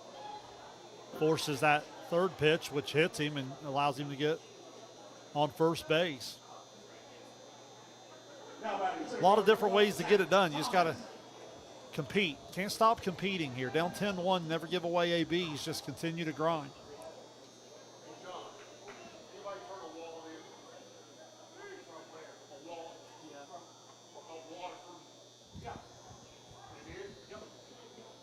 Back to the top of the lineup now with Zach Thomas. Thomas, first pitch swinging this one into the third base bleachers. John Bruce working overtime down here, not only with the PA announcing in the PA scoreboard lost now, and found. Now lost and found, like making sure that a Waterford fan goes home with their money. And the DJ plays all the music. Man of many talents. Throw down to first from Murphy. Not in time as Diddle's back in safely. 1 ball and 1 strike to the center fielder, Zach Thomas. Thomas 0 for 1 with a strikeout in the first, had a sac bunt in the third.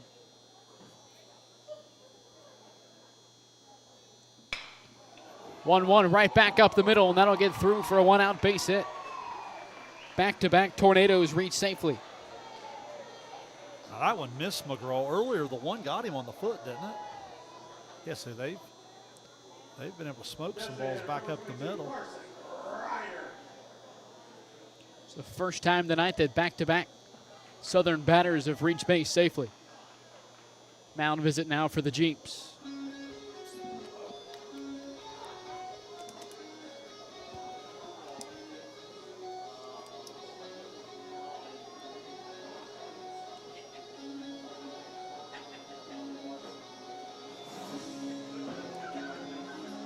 And this is the kind of situation you're talking about. You're up by 9, a couple of guys on, don't let it snowball. Yeah, you want to make sure you know where you're going with the ball right here, because one bad decision here and a throwing error, and then all of a sudden someone comes up and rips one in the gap. Now all of a sudden you can look up at a 10-4, 10-5 game, and we know that because we just watched it like 3 or 4 hours ago in a game where a team was up 9-0, and then before you knew it was 9-6. So, yeah, I think that particular mound visit there has got to be just one of those, hey guys, let's stay with it here. This means too much to let it get away from us. I've been here for 12 hours. It's been a long day. Yes, it has.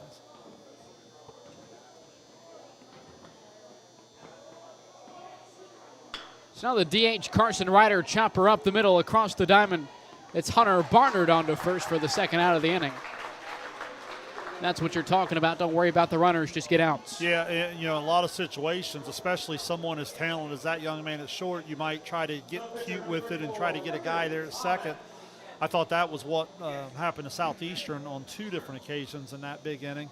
That time he was committed all the way to going 1-1-1 and getting the out. Now you have 2 outs, a chance to get out of this without giving up anything if you're Southern. With an intentional walk to Griffin Thomas. Wow.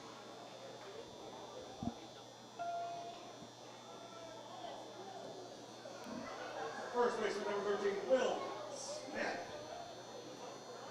Feels like the matchups there, even in the 9-run advantage, puts the extra base runner on. Puts a little bit more pressure on your pitcher to throw a strike. Thomas, a senior.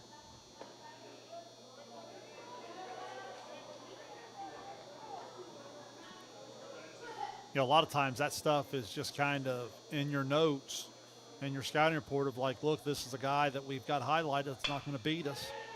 Ground ball left side, barehanded grab by McGraw onto first, inning over. Really athletic play, comes off, fills the position, strong throw. Nice job there working out of the jam. South Webster, half of the 5th. When we return, just need one more run, and it would be a run rule in the district title game for South Webster. We'll take a break. You're watching Ohio High School District Tournament Baseball on Southern Ohio Sports Authority, presented by Ohio Health. Hey everyone, Mike Glockner. I'm Brandon Callahan. Of the all-new Chrysler Dodge Jeep Ram Service Center in Portsmouth, Ohio. We have a $39.95 oil change special going on right now. That includes a free tire rotation and free multi-point inspection. Schedule your appointment online at GlocknerCDJR@Portsmouth.com. Glow Fiber is now in Ohio. And with gig speed fiber internet, we're keeping things real. As in real reliable speeds. Real people who really want to talk to you. Not to mention, real simple pricing. Switch to Glow Fiber today to get real fast, real reliable fiber internet and your first month free. Glow Fiber is here. Welcome to Glow Ohio. Call 1-833-WANT-GLOW or visit glowfiber.com to switch today.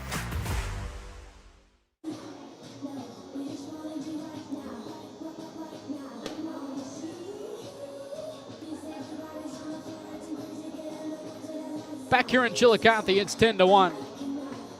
1-2-3 due up for the Jeeps. Benaiah Andrews, Jacob McGraw, and Hunter Barnard. Barnard's had an outstanding night. Made some great plays defensively. He's 3 for 3 with a triple and 2 RBI. South Webster really can come at you at all parts of the order. Good speed to handle the bat well. Obviously here at the top of the order, looking to play to run and end this thing so you don't have to throw any more pitches and you can move on to the Sweet 16, which I'm sure has been the goal from the from the start of it, if not further than that.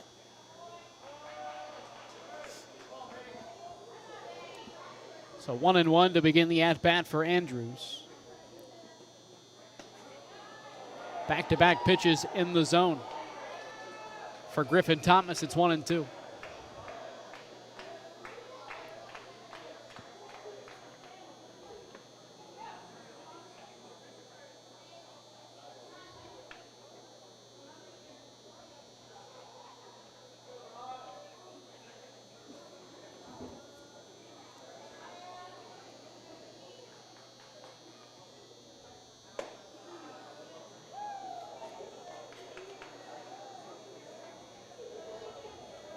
Young man throws pretty hard, works up in the zone there. 3-2 inside. It gets away from the catcher, Gerald. Andrews going to make the look at it. 2-bag walk, which he will do. Winning run in scoring position for the Jeeps. All about the effort again. Had his mind made up coming out of the box. So many guys, again, by the time they worry about taking off their 17 things they're wearing and jogging down the first base and all that, that young man leaves the box, treats it just like a ball in the gap for a double. And all of a sudden, the walk-off run on out there at second. Jacob McGraw, ground ball left side. That'll get through for a base hit. Andrews around third as Diddle has trouble with it, and that's the ball game. 11-1 the final. Start to finish, really, really impressive team. You know, they have the multiple arms on the mound. They're solid at catcher. Offensively, they have a little bit of pop up and down the lineup. They have great speed up and down the lineup. They have willing bunters, unselfish, play really hard. Best of luck to them. I think they'll represent the Southeast District just fine in the Sweet 16. The Jeeps still have not played a full tournament game, and they're into the regional tournament. 3 straight games that haven't gone past the 5th inning, with wins over New Boston, now Southern. I believe they took down Fairfield on Thursday as well. Yes. So the South Webster Jeeps are district champions in what was their 4th consecutive appearance in the district title game. We'll take a break. Back with the box score and some final thoughts from probably not this game, but full day of baseball here at the VA as well. You've been watching Ohio High School District Tournament Baseball on Southern Ohio Sports Authority, presented by Ohio. Richard. Countless nights in the garage. 8 shiny new pistons. 1 very happy 16-year-old granddaughter. And 2 years since starting cancer treatment at Ohio Health.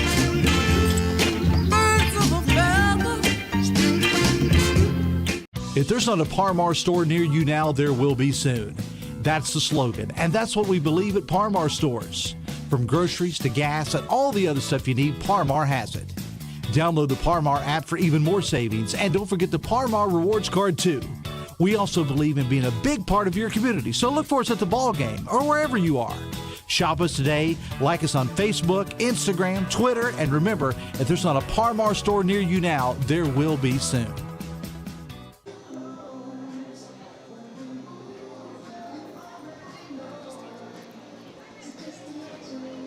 Back here in Chillicothe, 11-1 the final.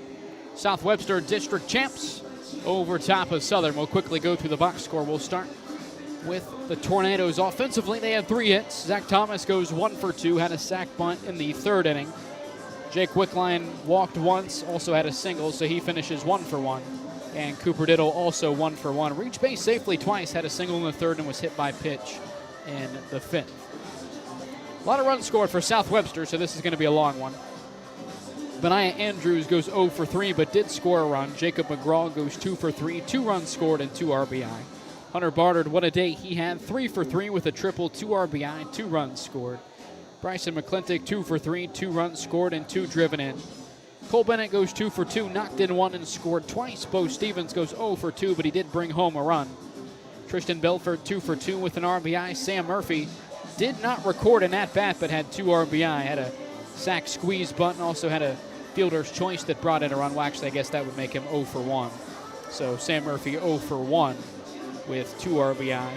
Jaheim Froh had a run scored, and Dylan Schubert goes 0 for 2, but he scored as well. And Jacob McGraw, 5 innings pitched, 1 run, 3 hits, 3 strikeouts.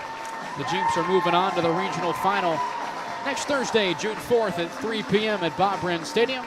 They'll take on Strasburg Franklin, who took down Conotton Valley on Thursday, 10-2. So it should be a pretty competitive regional semifinal. You expect it's going to be best on best between Strasburg Franklin and South Webster. Well, no question. And what impressed me about what you just read down there is notice you weren't just highlighting 1 or 2 names doing all the damage. You know, up and down the lineup, you got guys that can run, guys willing bunters and manufacturing. Didn't happen perfect every time. They also bunted themselves into some problems and ended up running themselves into problems. But they know who they are. They trust their identity, and they never quit coming at you. And I was just real impressed with how hard they played and how well they executed. And you're right. They're going to have elite arms that are going to allow them to go to that level and compete just fine. 10 players played offensively. They had the 9 in their starting lineup, and then Jaheim Froh pinch ran. All 10 of them either knocked in a run or scored a run. So everybody played a hand in the 11-1 win for the Jeeps. Shane, what a day of baseball. 4 games, 27 innings, I believe. I think we had 7 full innings, then we had the 5. So actually that would be 26. I went to Unioda, so whatever that means. But full day of baseball here at the VA, a lot of fun. Really fun. I always enjoy doing this with you. And when you get a large sample size like we have now through, 8 games, it always goes back to the basics. It always goes back to throw strikes, make routine plays, cut down on the strikeouts, put the ball in play, execute, put pressure on the other team. And that's kind of the common theme that you see on these teams that advance into the district final and then now get the gold medal rather than the silver. And, of course, 8 games down. We're not quite done yet. We've got a couple more district finals tomorrow. 2 p.m. It'll be the Green Bobcats taking on the White Oak Wildcats. That should be a good one. And at 5 p.m. we have Southeastern taking on Waterford. We saw both of those teams advance to that district final here today. Well, that's going to be interesting because you had 2 elite arms throw the day, and you just wonder at that D6, D7 level, you always wonder what kind of depth are you going to see in the pitching staff. That's what was so impressive about this young man that threw for South Webster tonight. If that's your number 2, it's pretty obvious why you've had the year you've had. So what happens, not just on who starts the game, but as you get into the 4th and 5th inning, that happened to Huntington a little bit with Oyer, right? Like, where do you go from there? Or do you have the ability to go to a 3rd or 4th arm? Because you never know what's going to unfold. You hear of the White Oak situation today. They go, 10 or 11 innings. Now they got to come back 24 hours later and figure out how they're going to pitch 7 more innings at a district championship level.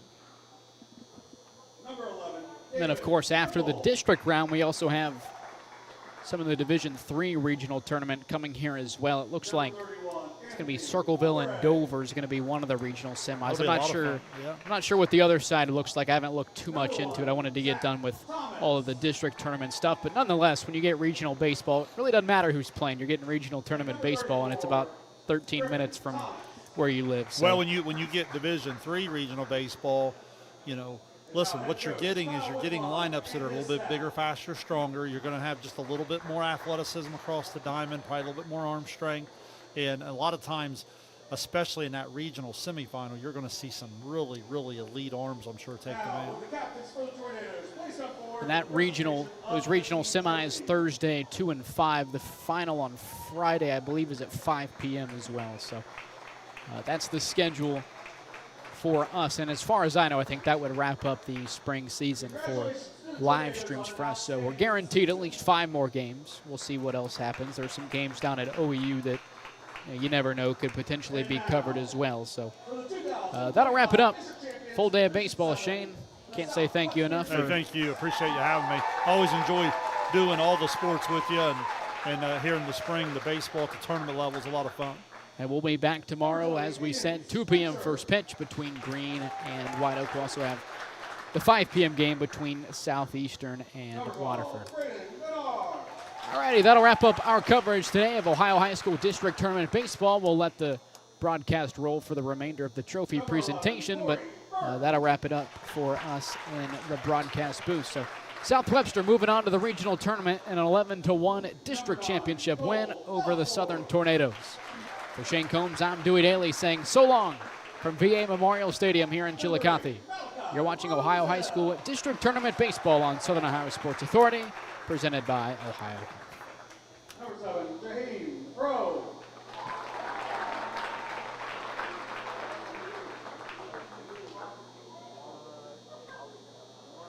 Number 1, Landon Lancaster.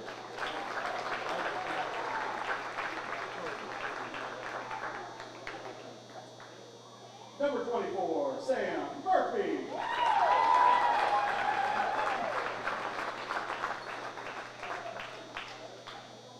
Number 23, Bo Stevens.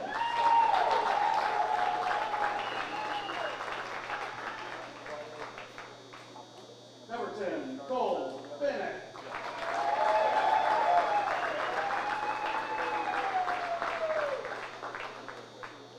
Number 22, Bryson McClinton.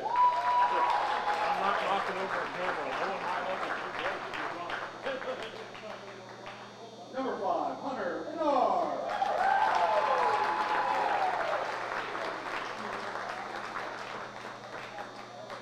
Number 13, Jacob McGraw.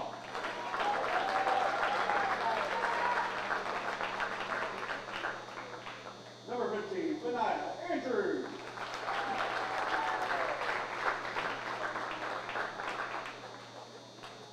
Number 4, Brody Perkins.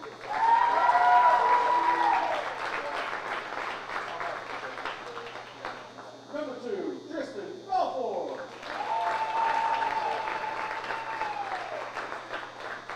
And number 3, Dylan Schubert.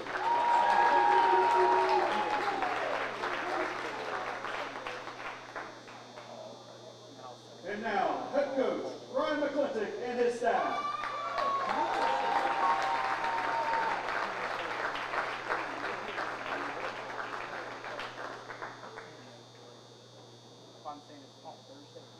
And now, will the captains for the Jeeps please come forward for the presentation of the team trophy.